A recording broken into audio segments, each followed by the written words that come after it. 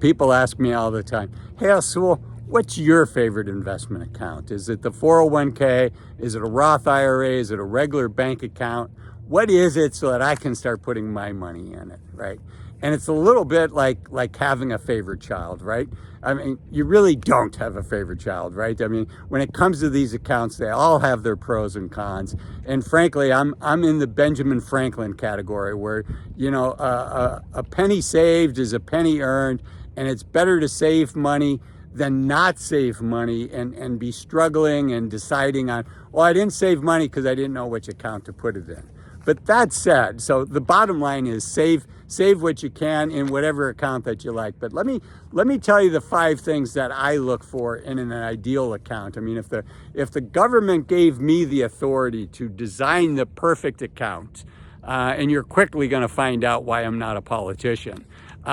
This is what I would design. First, I want to put my money into an account in pre-tax dollars, right? So I don't want to get taxed on the dollars as I earn them at work, and I want to be able to put it in my 401k or whatever the account is.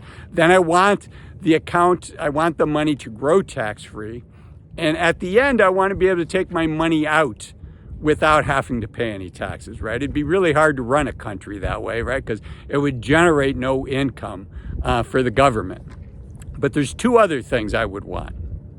The first one is most of these accounts have a penalty if you access the money before 59 and a half, right? The government says that they're trying to encourage you to save this money for retirement. And while I'm almost 59 and a half now, so it's not that big of a deal for me. When I was 30, it was a big deal, right? So I would want that as well. And then the 5th thing I would want is some accounts that have matching with your employer, where your employer matches some money that you put in. I'd love it if there wasn't a vesting period on that, where, the company gives me that to encourage to save. And, if I end up leaving, and I've been at one company for over 20 years, but if I ended up leaving, I would be able to take that money with me. So that's the ideal account. Does any account have that? Well, let's jump in and see and stay to the end, because I'll share with you at the end what my favorite child is. Okay, so the first is I like the 401k a lot, but it is subject to company vesting. The administrative fees and the built-in fees on a 401k can be pretty high.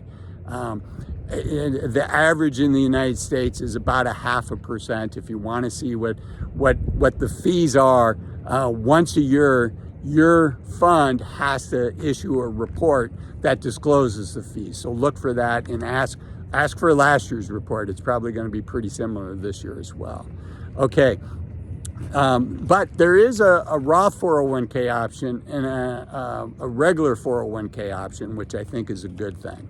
So I like everything about it, except for the fact that when I take money out of that account, it's going to be taxed as ordinary income. And if all of my money is in a 401k when I retire, then every dollar that I want access to is taxable income. And that's not a good situation. Okay.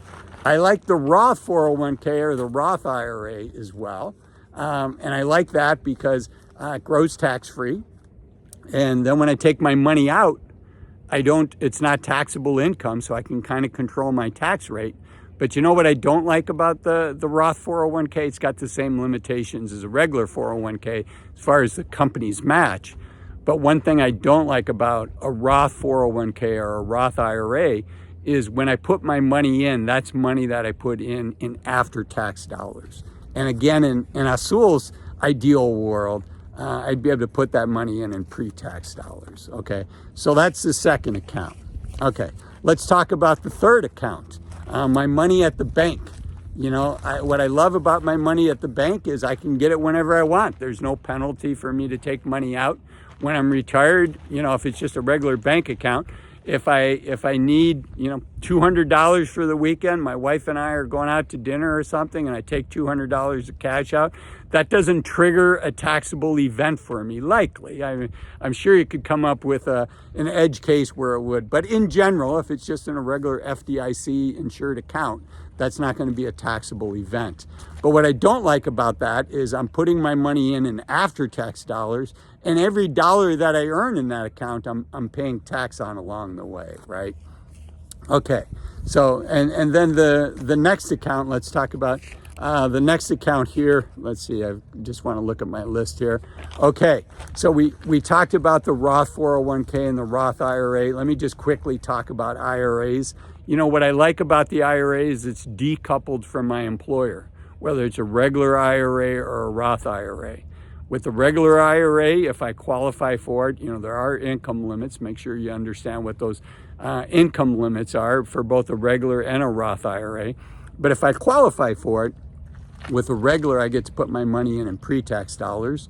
And it has all the benefits that I talked about before, but it has the disadvantage when I take my money out, the money's going to be taxed. Same thing with the Roth IRA. In this case, I don't get the tax break. I'm putting my money in after-tax dollars. It is growing tax-free, but when I take it out, it's going to be taxable. So in general, now I'm not done. There's one more account I want to talk about.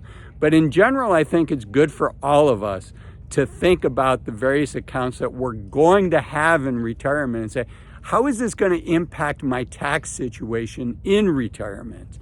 It's called the 3-bucket strategy.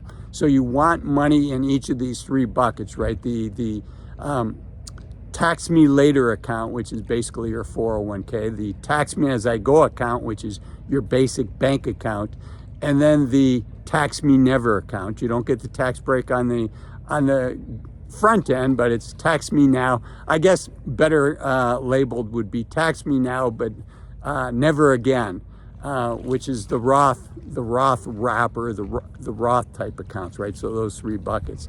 But there is a 4th account, and even this 4th account has a negative to it. So stick around so that you hear what the negatives are. And that's a health savings account, an HSA. And essentially, with an HSA, there is no income limits on a health savings account, but you do need to, it's tied into your health insurance.